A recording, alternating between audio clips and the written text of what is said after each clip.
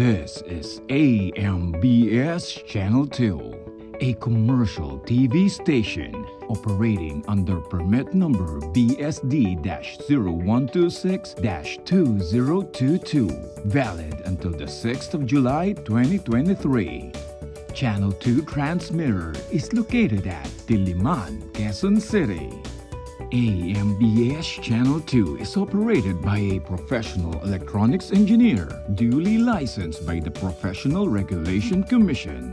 Engineer Erwin D. Senora, PECE number 0001448, and operated by the following personnel duly licensed by the Professional Regulation Commission and National Telecommunications Commission. Romel G. Ardenio, ECE number 23097.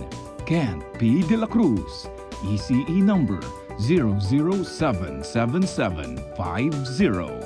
Simon Matthew S. Santillana, ECE number 79146. Mon Israel U. Bagay, 09-1PCAR-23697.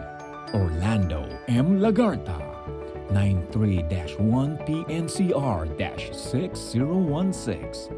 Jose P. Buban, 94-1PV-8960. Rene O. Agravante, 93-1PV-5715.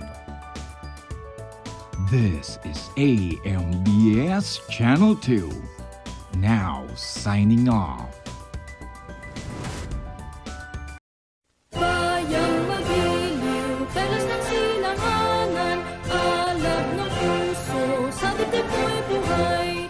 Lutang hirang, buyan ka ng magiging, sa manlulupig, di ka pasisigaw. Sa dagat at bundok, sa simoy at sa langit mong bugnaw, may dilag ang tula at awit sa paglayang minamahal.